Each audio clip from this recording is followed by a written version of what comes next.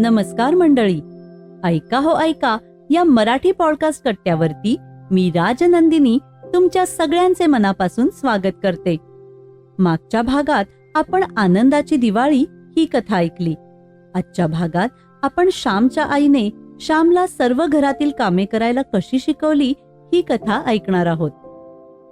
रात्र 23वी. अर्धनारी नटेश्वर. मे महिन्याच्या सुट्टीत मी घरी गेलो होतो. इंग्रजी 4थीत मी गेलो होतो. मी घरी गेलो म्हणजे आईला आधार वाटे, कारण ती नेहमी आजारी असे. एक दिवस ताप येई, दुसऱ्या दिवशी ताप निघाला की ती पुन्हा कामाला लागायची. ताप आला की निजायचे आणि ताप निघताच उठायचे.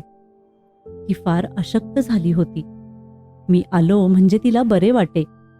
मी तिला पाणी भरायला, धुणे धुवायला मदत करत असे. अंगणाची झाडलोट करत असे. आईचे पाय चेपायचे हा तर सुट्टीतील माझा नेमच झालेला होता.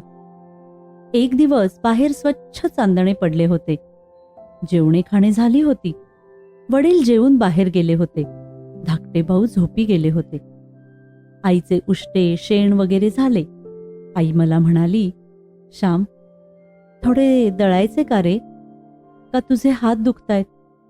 संध्याकाळी तू खणले आहेस, घोळीचा दळा केलास ना, हात दुखत असले तर नको.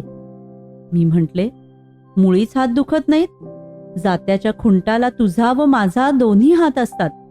तुझा प्रेमळ हात माझ्या हाताला लागून मला शक्ती येते. चल, मी अंगणात जाते घालतो, पोत्यावर जाते घालतो. आईने घाल म्हणून सांगितले. मी अंगणात जाते घातले. आईने दळण आणले. दुसऱ्या दिवशी आंबोळ्या करायच्या होत्या. मला आंबोळ्या फार आवडतात. माय लेकरे अंगणात दळत होती व चंद्रवरून अमृताचा वर्षाव करत होता. मंद गार वारा सुटला होता. आई ओव्या म्हणत होती आणि ओव्यात श्याम बाळ असे माझे नाव गुंफीत होती. मला आनंद वाटत होता. दळण्याचे काम मला लहानपणापासून फार आवडते, कारण त्यामुळे आईची सेवा करता येत असे. आईबरोबर दळण दळीत असता मी जात्यात वैरण घालायलाही शिकलो होतो. आम्ही दळत होतो. दळण्याचा आवाज ऐकून शेजारच्या जानकी वहिनी आल्या. बाई, हे काय, श्याम का दळतो आहे? मी म्हंटले, आज रात्री एकट्या कशा दळत बसल्यात म्हणून पाहायला आले. श्याम, हे रे काय, तू इंग्रजी न शिकतोस? जानकी वहिनी मला म्हणाल्या. मी आईला विचारले, आई, दळायला हात लावला म्हणून काय झाले? आई म्हणाली, श्याम, अरे जानकीबाई थट्टा करतात हो तुझी. त्यांचे तुझ्यावर प्रेम आहे म्हणून पाहायला आल्या. अरे, काम करणाऱ्याला का कोणी नावे ठेवतील? आणि आईला मदत करण्यात रे कसली कोणाची लाज? आईला मदत करणाऱ्याला हसेल तो रानटीच समजला पाहिजे. तुझ्या भक्ती विजयात जनाबाईंबरोबर प्रत्यक्ष पांडुरंग नव्हता का दळू लागत? हो, खरेच आहे. पण खरे असेल का ग ते? देव कबीराचे शेले विणू लागे, जनाबाईंचे दळण दळू लागे, धुणी धुवू लागे, नामदेवाच्या पाठीमागे उभा राहून कीर्तनात टाळ वाजवी, नाचे. खरे का ग हे सारे? मी विचारले. बसा ना जानकीबाई, अशा उभ्या का? असे जानकीबाईस विनवून आई मला म्हणाली, श्याम, अरे खरेच असेल ते. देवावर ज्यांची श्रद्धा असते व त्याचे स्मरण करून जे काम करतात त्यांना देव मदत करतो. तू मला मदत करत आहेस ती देवानेच पाठवली.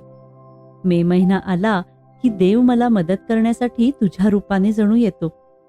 अनेकांच्या रूपाने मदतीला देव उभा राहतो. कधी श्यामच्या रूपाने, कधी जानकीबाईंच्या रूपाने. आई, मला भेटेल का ग देव? मी विचारले. पुण्यवंताला भेटतो. पुष्कळ पुण्य करावे, सर्वांच्या उपयोगी पडावे, म्हणजे देव भेटतो, आई म्हणाली. जानकीबाईंनी मला म्हणाल्या, श्याम, का बोवा वगैरे व्हायचे की काय? मग शिकतो आहेस कशासाठी? इंग्रजी शिकून चांगली नोकरी कर, आईला नोकरीवर ने. मी म्हटले, मला साधू व्हावेसे वाटते, भक्त व्हावेसे वाटते. आई, ओम नमो भगवते वासुदेवाय नमः हा मंत्र जपत ध्रुव बसला होता. मी बसलो तर मला भेटेल का ग देव? आई म्हणाली, बाळ, ध्रुवाची पूर्वपुण्याई केवढी थोर, त्याचा निश्चय किती अभंग.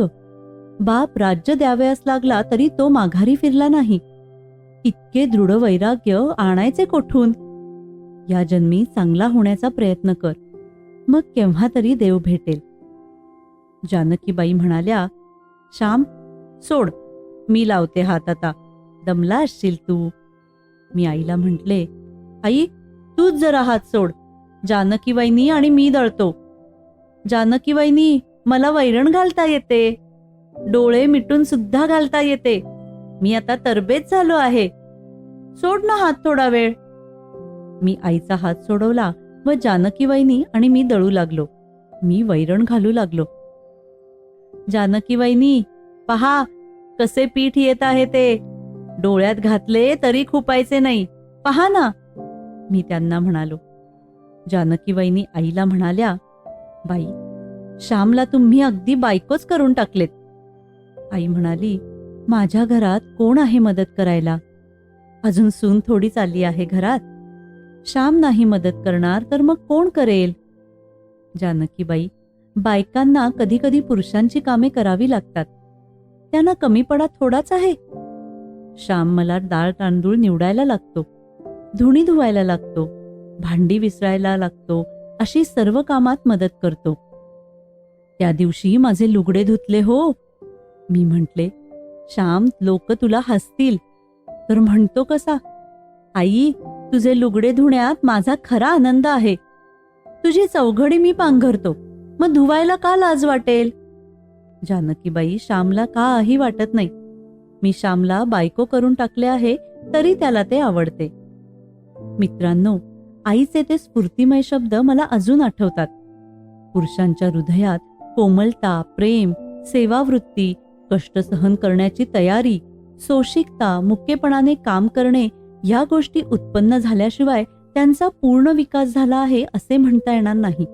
त्याचप्रमाणे स्त्रियांच्या हृदयात धैर्य, प्रसंगी कठोर होणे, घरी पुरुष मंडळी नसेल तर धीटपणा, घरची व्यवस्था पाहणे हे गुण येतील तेव्हाच त्यांचा पूर्ण विकास झाला असे म्हणता येईल. यालाच मी लग्न म्हणतो.